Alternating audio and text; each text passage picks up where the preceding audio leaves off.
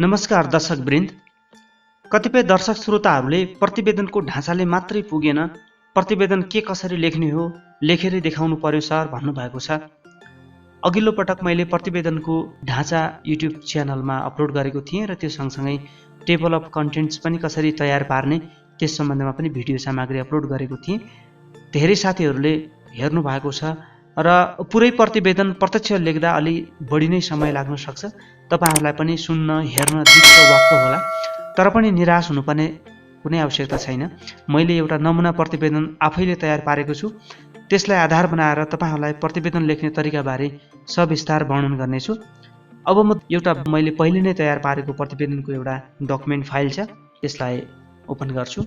आशा छ यसले आज पक्कै पनि तपाईहरुको प्रतिवेदनको लेख्ने तरिका ढाँचाबारे स्पष्ट हुनुहुनेछ। अस्तिको भिडियोमा मैले केवल ढाँचाबारे मात्रै जानकारी दिएको थिएँ, एउटा नमुना मात्रै पेश गरेको थिएँ तपाईहरुमाझ, र आज भने मैले आफैले लेखेको प्रतिवेदनलाई तपाईहरुमाझ स्पष्ट रूपमा त्यसको थोरै व्याख्या गरेर तपाईहरुलाई सुनाउने छु। र यो नमुना रिपोर्ट खास गरी एउटा साँच्चीकैको कार्यक्रमको प्रतिवेदन हो र केही मैले नामहरू मात्रै त्यसको तलमाथि गरेको छु।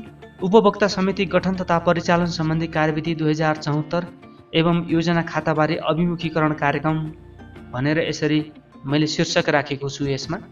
र यहाँबाट तपाईहरुलाई यो सरसती म देखाउँछु र आवश्यकता अनुसार व्याख्या पनि गर्छु कुन ठाउँमा कसरी लेख्ने भन्ने कुरा। यसरी यो डिजाइन अघिल्लो भिडियोमा पनि मैले तपाईहरुलाई जानकारी दिइसकेको छु, यो कभर पेज कसरी डिजाइन गर्ने भन्ने विषयमा।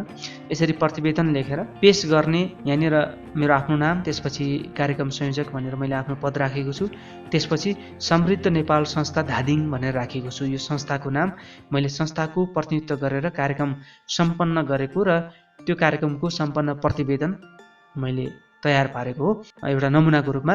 यहाँनिर बिचमा मैले मिति राखेको छु 2078 मक्सिर 25 गते रोज डट छोडेको छु। रोज भनेको खासमा कुन बार हो त्यो बारलाई संख्यामा राख्ने गरिन्छ रोजको रूपमा।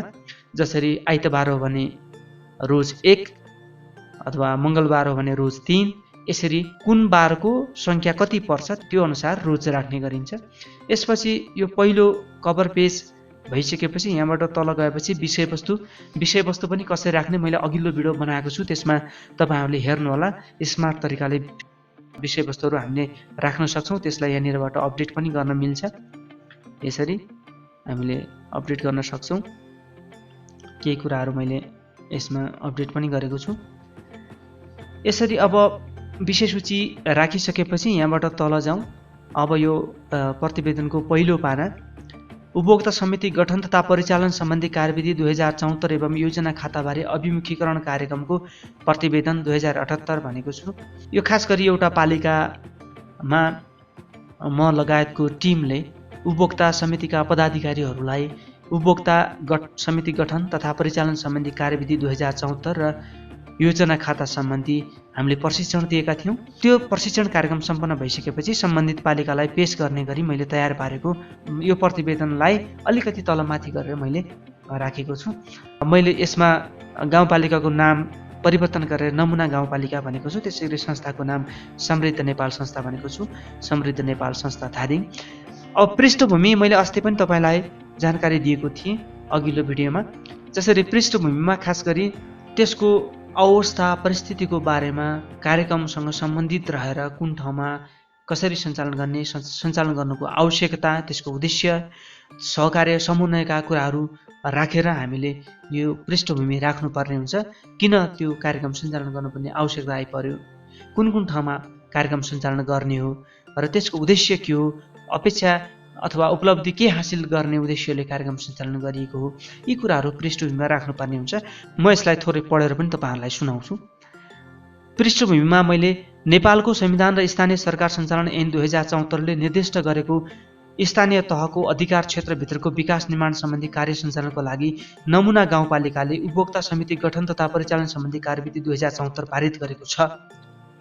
उक्त कार्यविधि पारित गर्नुको उद्देश्य उपभोक्ता समितिको गठन तथा परिचालन विधि सम्मत ढङ्गले होस् र उक्त समितिहरू मार्फत सम्पन्न गरिने स्थानीय विकास निर्माणका हरेक कार्यहरू विवाद रहित, एकताबद्ध र गुणस्तरीय ढङ्गले सम्पन्न हुन् भन्ने नै हो।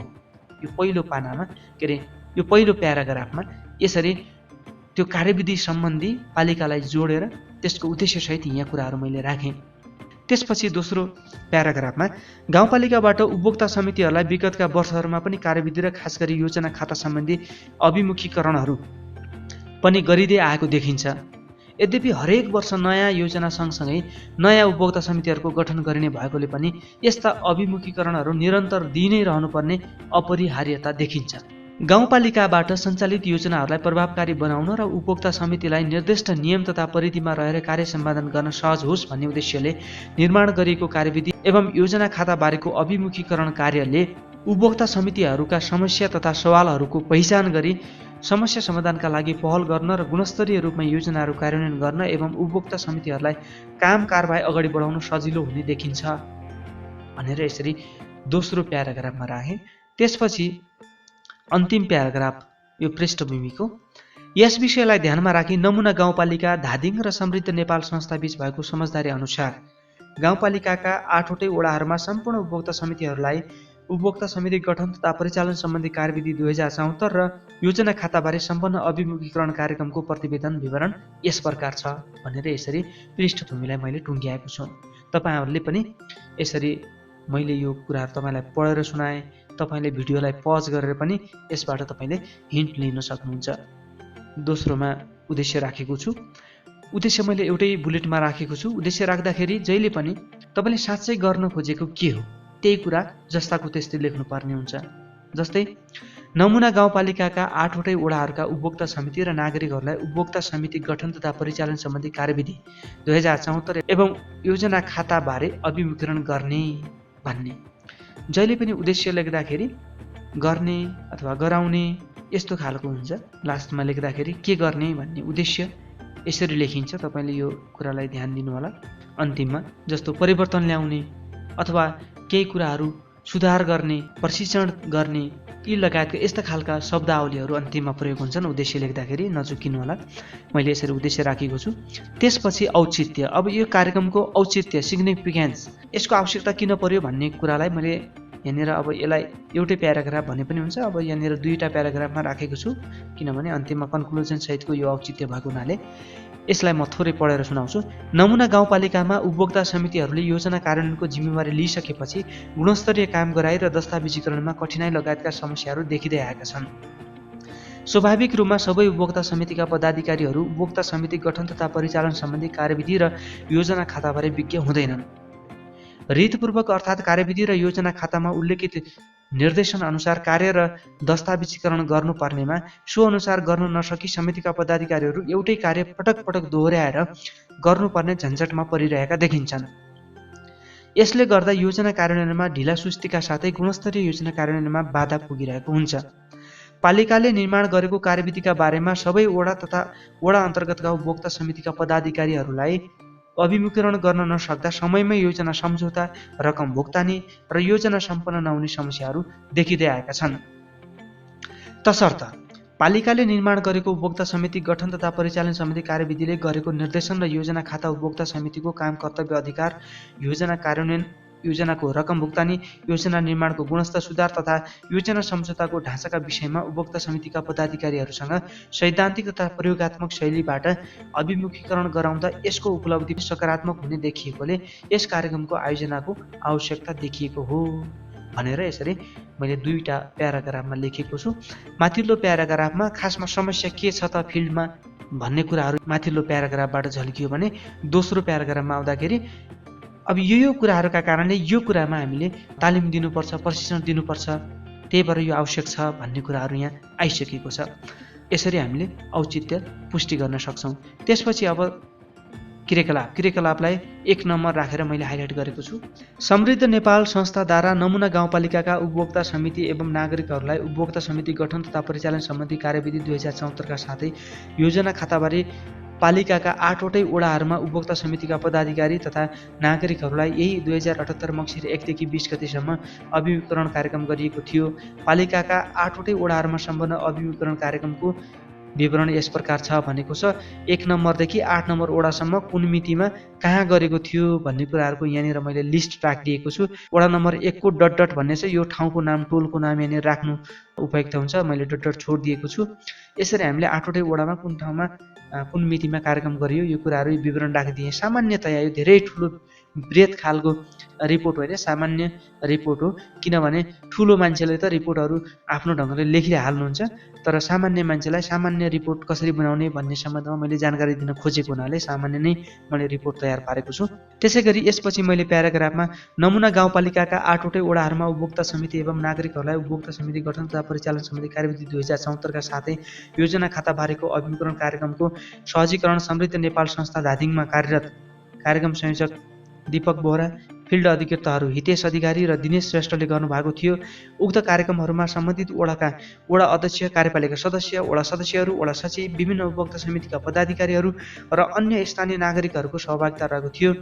प्रशिक्षक टिम बाहेक पालिकाका 8वटै वडाहरूमा आयोजित अभिमुखीकरण कार्यक्रममा सहभागी नागरिक तथा सरोकारवालाहरूको सम्पूर्ण सङ्ख्यात्मक विवरण तफसिल अनुसारको रहेको थियो भनेर अब यसलाई मैले टेबलमा राखेको छु। तपाईँहरूले कार्यक्रममा सहभागी सम्पूर्ण सहभागीहरूको सङ्ख्यात्मक विवरणलाई चार्टमा पनि देखाउन सक्नुहुन्छ। मैले टेबल बनाएको छु। टेबलमा मैले समेटिनुपर्ने सम्पूर्ण सङ्ख्यात्मक विवरणहरूका लागि यहाँ टाइटलहरू सबै राखेको छु, जस्तो क्रमसङ्ख्या, त्यसपछि स्थान, वडा नम्बर 1 को कुन ठाउँमा, 2 को कुन ठाउँमा, त्यसपछि मिति राखेको छु, कुन मितिमा कहाँ, त्यसै गरी कुल सहभागी महिला र पुरुष छुट्टा छुट्टै कति जम्मा यहाँनिर आउँछ। त्यसपछि सीमान्तकृत समुदाय जस्तो दलितमा पनि महिला र पुरुष यहाँ छुट्टा छुट्टै, त्यसपछि जनजाति महिला पुरुष, त्यसपछि अपाङ्ग महिला पुरुष, त्यसपछि युवा महिला पुरुष के कति हुनुहुन्छ, यहाँ सबै कुराहरूको यहाँ जम्मा टोटलमा विवरणहरू आउँछ। केही कुराहरू खुलाउनु पर्ने छ भने कैफियतमा हामीले यतापट्टि दायाँपट्टि लेख्न सक्छौँ। त्यसपछि यहाँबाट तल जाउँ। यहाँ मैले नोट राखेको छु, सहभागीहरूको सम्पूर्ण विवरण यसै प्रतिवेदनका साथ पेश गरिएको छ भनेको छु। सम्बन्धित निकायलाई केवल यो चार्ट टेबल पेश गरेर मात्रै पुग्दैन, हामीले हार्ड कपी पनि पेश गर्नुपर्ने हुन्छ। त्यही भएर यो विवरण मैले यहाँनिर नोटको रूपमा यहाँनिर राखेको छु। त्यसै गरी कमा मैले अभिमुखीकरणका कार्यक्रमका मुख्य विषयवस्तुहरू भनेर यहाँ राखेको छु। तालिम दिँदाखेरि के विषयवस्तुमा तालिम दिइयो त्यो कुराहरू मैले थोरै यहाँ राखेको छु। अब खास गरी यो सम्झौता हुँदाखेरि, कार्यक्रमको सम्बन्धित निकायसँग सम्झौता हुँदाखेरि नै हामीले यो कार्यक्रम यसरी गर्नेछौँ, यो विधि मार्फत, यो प्रक्रिया मार्फत भन्ने हुन्छ। त्यही अनुसार यहाँ विषयवस्तुहरूको बारेमा थोरै बुलेटमा राखिदिएको छु। उपभोक्ता समिति गठन तथा परिचालन सम्बन्धी कार्यविधिको परिचय, यो मुख्य कुरा भइहाल्यो। त्यसपछि उपभोक्ता समिति गठन तथा परिचालन सम्बन्धमा कानुनी प्रावधान, उपभोक्ता समितिका पदाधिकारीहरूको योग्यता, कर्तव्य, भूमिका र जिम्मेवारीहरू, त्यसपछि परियोजना कार्यान्वयन प्रक्रिया र सम्झौताको लागि आवश्यक कागजातहरू, ब्याङ्क खाता अपरेसन र भुक्तानी विधिहरू, परियोजनाको गुणस्तरको सुनिश्चितता, परियोजना अनुगमन प्रक्रियाबारे कानुनी प्रावधान, योजना खाता र फारम भर्ने तरिका, यी विषयहरूमा प्रशिक्षण गरेको भनेर यहाँनिर बुलेटमा राखिदिएको छु। त्यसपछि खमा अभिमुखीकरणका क्रममा उठेका सवालहरू भनेको छ, मुख्य सवालहरू के उठे त तालिम दिने क्रममा, प्रशिक्षण गर्ने क्रममा भन्ने छ। कार्यक्रममा सहभागीहरूले उठाएका मुख्य समस्याहरूलाई व्याख्यात्मक रूपमा निम्नानुसार उल्लेख गर्न सकिन्छ भनेर यहाँ मैले राखेको छु। जस्तो समयमा सम्झौता नहुने समस्या, उपभोक्ता समितिका पदाधिकारीहरूले कार्यक्रममा अथवा प्रशिक्षणका क्रममा उठाएको समस्या हो, यो सवाल हो। प्राय सबै वडाका अभिमुखीकरण कार्यक्रमहरूमा उपस्थित सहभागीहरूले समयमा योजना सम्झौता नहुँदा समस्या हुने गरेको गुनासो गरेका छन्। उनीहरूका अनुसार सम्झौतामा हुने गरेको ढिलाइका कारण समयमै योजना कार्यान्वयन गर्न पनि समस्या हुने गरेको छ। सम्झौतामा हुने ढिलाइका कारण स्थानीय बजारमा योजना कार्यान्वयनका लागि आवश्यक सामग्रीहरूको मूल्य वृद्धिका साथै सामग्री पाउन पनि अप्ठ्यारो हुने गरेको सहभागीहरूले गुनासो गरेका छन्। तसर्थ समयमै गुणस्तरीय ढङ्गले योजनाहरू कार्यान्वयन गर्नका लागि सहभागीहरूले नयाँ आर्थिक वर्ष सुरु भएसँगै योजना सम्झौताको प्रक्रिया अघि बढाउनु पर्ने माग गरेका छन्। सहभागीहरूले उठाएको समस्या समग्रमा मैले यहाँ राखिदिएको छु। त्यसपछि पेशकी रकम नपाउने समस्या, सहभागीहरूका अनुसार नमुना गाउँपालिकाले 5 लाख मुनिका योजनाहरूमा पेशकी रकम उपलब्ध नगराउने गरेका कारण स्थानीय उपभोक्ता समितिहरूलाई बजार क्षेत्रबाट योजनासँग सम्बन्धित सामग्रीहरू उधारो ल्याउन, ढुवानी गर्न निकै समस्या हुने गरेको छ। यसले गर्दा पनि योजना कार्यान्वयनमा ढिलासुस्ती हुने गरेको सहभागीहरूले बताएका छन्।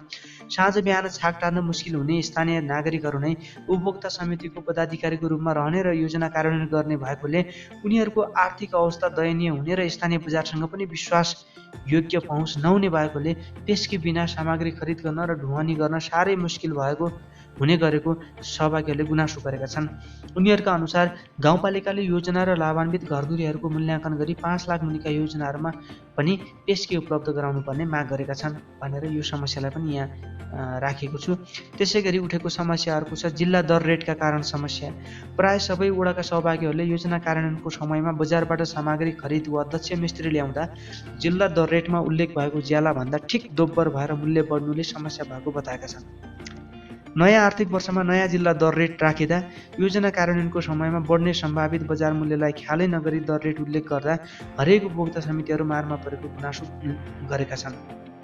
श्रावणमा जिल्ला दर रेटमा एउटा सिमेन्टको कट्टाको मूल्य रु 650 राखिएको छ भने मक्सिरमा आइपुग्दा रु 1000 भन्दा बढी मूल्य पुगिसकेको हुने, तर उपभोक्ता समितिले भने जिल्ला दर रेट अनुसारकै मूल्य बिल भरपाईमा उल्लेख गर्नुपर्ने समस्या भएकोले यस प्रकारका समस्याहरूको समाधानका लागि गाउँपालिकाले यथाशक्य समन्वय गरी समस्या समाधान गर्न सहभागीहरूले माग गरेका छन् भनेर यो यथार्थ समस्या हो। यो रिपोर्ट पनि यथार्थ हो, तर केही नाम मात्रै मैले हेरफेर गरेको छु। सम्भवतः यो यदि कुनै पालिकाहरूले हेर्दै हुनुहुन्छ भने तपाईँहरूको पालिकामा पनि यस्तै खालको समस्याहरू हुनसक्छ। कृपया यी समस्याहरूलाई ध्यानमा राखेर तपाईँहरूले आफ्नो नीतिलाई परिवर्तन गर्न सक्नुहुन्छ। त्यसै गरी प्राविधिक कर्मचारीहरू उपलब्ध नहुँदा समस्या। नमुना गाउँपालिका वडा नम्बर 5 का सहभागीहरूले यो वर्ष वडामा एकजना पनि प्राविधिक नहुँदा समस्या हुने बताएका छन्। अन्य वडाहरूमा पनि भनेको समयमा प्राविधिक उपलब्ध नहुँदा योजनाबारे राम्ररी समयमा सल्लाह लिन, परामर्श गर्न र योजना कार्यान्वयनका लागि व्यवहारिक ज्ञान लिन समस्या हुने भएकोले सक्दो चाँडो प्राविधिक कर्मचारीहरूको व्यवस्था गर्न सहभागीहरूले गाउँपालिका समक्ष माग गरेका छन् भनेर यो समस्या पनि राखेको छु। त्यसै गरी इस्टिमेट नेपालीमा नहुँदा पनि समस्या हुने गरेको यो यथार्थ समस्यालाई यहाँ राखिदिएको छु। प्राय सबै वडाका कार्यक्रमका सहभागीहरूले योजनाको डिजाइन इस्टिमेट केवल प्राविधिकले मात्रै बुझ्ने गरी अङ्ग्रेजी भाषामा हुने भएकोले योजनाबारे विस्तृत विवरण बुझ्न हरेक समय प्राविधिक समस्या बुझ्न धाउनुपर्ने बाध्यता रहेको गुनासो गरेका छन्। तसर्थ हरेक योजनाको डिजाइन इस्टिमेट नेपाली भाषामा उल्था गर्नुपर्ने र कुनै प्राविधिक शब्दावलीहरू उल्था गर्न नसकिने वा नमिल्ने भए योजना सम्झौतापूर्व उपभोक्ता समितिका पदाधिकारीहरूलाई प्रशिक्षण हुनुपर्ने माग गरेका छन्। त्यसै गरी नयाँ योजना खाता किताबमा केही ढाँचाहरू समावेश नहुँदा समस्या। नयाँ प्रिन्टेड योजना खाताको किताबमा अनुगमन प्रतिवेदनको ढाँचा र सार्वजनिक लेखा परीक्षण सम्बन्धी ढाँचा समावेश गर्न छुटेको छ। तसर्थ सहभागीहरूले उक्त ढाँचा नहुँदा दस्तावेजीकरणमा समस्या हुने गुनासो गरेका छन्। केही मुख्य सवालहरू बुदागत रूपमा निम्नानुसार उल्लेख गर्न सकिन्छ, जस्तो योजना फारम भर्न कठिनाइ, उपभोक्ता समितिका पदाधिकारीहरूको साक्षरता, उपभोक्ता समिति गठन पश्चात पर्याप्त अभिमुखीकरणको अभाव, महत्त्वपूर्ण पदहरूमा महिला तथा सीमान्तकृत समुदायबाट प्रतिनिधित्व गरिए तापनि निर्णयकारी भूमिकाको अभाव, परियोजना कार्यान्वयनमा राजनीतिक हस्तक्षेप, नागरिकहरूमा योजनाप्रति पूर्ण अपनत्व र कर्तव्यबोधको अभाव, योजना सम्पन्न पश्चात दीर्घकालीन संरक्षण चुनौतीपूर्ण। यी यथार्थ कुराहरू हुन्। खास गरी यो उपभोक्ता समितिका अहिले देशैभरि देखिएका समस्याहरूलाई एउटा प्रतिनिधिमूलक पालिकामा गरेको कार्यक्रमबाट फाइन्ड आउट भएका विषयवस्तुहरू, सवाल, चुनौतीहरू, समस्याहरू यहाँ मैले राखेँ। र यसपछि मैले गमा अभिमुखीकरण कार्यक्रममा भएको खर्चको विवरण हामीले यसरी प्रतिवेदनमा राख्दाखेरि उपयुक्त हुन्छ। कुनै पनि हामीले कार्यक्रम गर्दाखेरि स्रोत साधनहरूको खर्च हुन्छ नै, त्यसमा के कति भयो त्यसको विवरणहरू राखेर सम्बन्धित निकायमा पेश गर्नुपर्ने हुन्छ।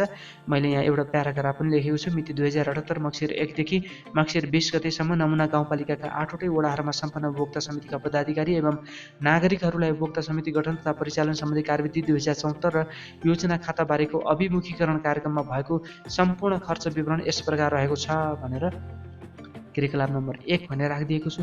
यसरी यो टाइटल राखेर खर्च विवरण यहाँ सबै यसरी तपाईँले राख्न सक्नुहुन्छ। जस्तो कर्मसङ्ख्या, त्यसपछि विवरण, तपाईँले केमा खर्च गर्नुभयो, सम्झौता अनुसार के राख्नु भएको थियो, त्यसै गरी इकाइ, कुल सहभागी सङ्ख्या, परिमाण, दर, कुल जम्मा कति हुन्छ, यसरी लेखेर यहाँनिर अक्षर रूपमा पनि तपाईँले राख्न सक्नुहुन्छ। हामीले यसरी खर्च विवरण पनि राख्न सक्छौँ। यसपछि नोटमा मैले कार्यक्रममा भएको खर्च अनुसारको विवरण सहितको सम्पूर्ण बिल, भरपाई र अन्य आवश्यक कागजातहरू यस प्रतिवेदनका साथ पेश गरिएको छ भनेर नोटमा राखेको छु। यो कुरा यहीँनिर राख्नु उपयुक्त हुन्छ किनभने खर्च विवरणहरू माथिपट्टि छ। त्यसपछि 2 नम्बरमा चुनौतीहरू राखेको छु। मुख्य चुनौतीहरू कार्यक्रमको दौरानमा अथवा भावी दिनमा के चुनौतीहरू छ त भन्ने मूल रूपमा भविष्यमा आइपर्ने चुनौतीहरू कस्तो खालको छ त्यो कुराहरू यहाँनिर मैले राखेको छु। क्षमताका आधारमा समितिका पदाधिकारीहरूको चयन गर्नुपर्ने चुनौती छ गाउँपालिकालाई। त्यसैगरी उपभोक्ता समिति गठन तथा परिचालन सम्बन्धी कार्यविधि 2074 बारे सचेतीकरण क्षमता विकास गर्नुपर्ने, यो पटक पटक गर्नुपर्ने हुनाले यो पनि चुनौतीको रूपमा राखेको छु। समयमा योजना सम्झौता नहुने जो समस्या छ त्यो पनि चुनौतीको रूपमा छ। अबका दिनमा समयमा योजना सम्झौता गर्नुपर्ने त्यो चुनौती छ, सकिन्छ कि सकिँदैन। कार्यविधिको पूर्ण पालना र कार्यान्वयन चुनौती भयो। योजनाको उचित दस्तावेजीकरण र प्रमाण सङ्कलन, बजार मूल्य अनुसार जिल्ला दर रेट निर्धारण, त्यसका लागि पहल कदमी, प्राविधिक कर्मचारीहरूको व्यवस्थापन, योजनाको गुणस्तरीय कार्यान्वयन, उचित अनुगमनका लागि प्रविधिको दिगो प्रयोग, उपभोक्ता समितिलाई यथोचित मार्गदर्शन गर्ने संयन्त्रको भरपूर परिचालन, त्यसैगरी योजनाको पूर्ण रूपमा अपनत्व ग्रहण, यो कुरा मुख्य चुनौतीहरूमा राखेको छु। चुनौती राख्दाखेरि जहिले पनि अबका दिनमा कार्यक्रममा केही कुराहरू उठ्यो, राम्रो कुरा उठ्यो, तर त्यसलाई समाधान गर्नका लागि गर्न सकिन्छ कि सकिँदैन त्यो चुनौती हुन्छ। त्यसलाई चुनौतीको रूपमा हामीले लिन सक्छौँ र अवसरको रूपमा पनि त्यसलाई लिने गरिन्छ, त्यसलाई अवसरको रूपमा पनि हामीले राख्न सक्छौँ।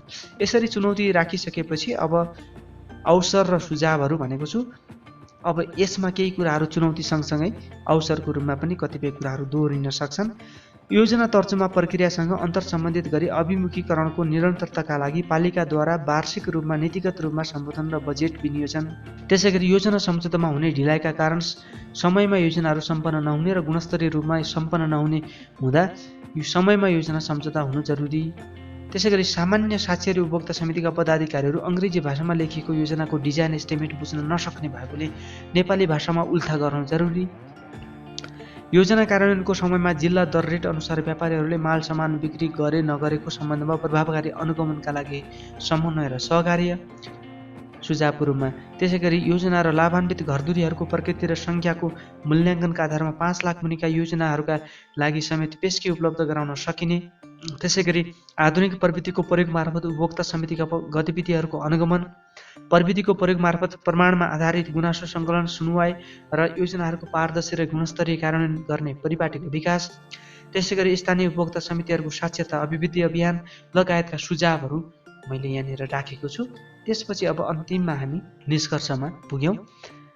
नमुना गाउँपालिकाका सबै वडाहरूका उपभोक्ता समितिका पदाधिकारीहरू र अन्य स्थानीय नागरिकहरूलाई उपभोक्ता समिति गठन तथा परिचालन सम्बन्धी कार्यविधि 2074 र योजना खाताबारेको अभिमुखीकरण र उपभोक्ता समितिका विभिन्न समस्या र सवालहरूबारे उपभोक्ता समिति र स्थानीय सरकारका प्रतिनिधिहरूसँग अन्तर्क्रियात्मक छलफल गर्न अभिमुखीकरण कार्यक्रम निकै नै उपलब्धिमूलक रह्यो।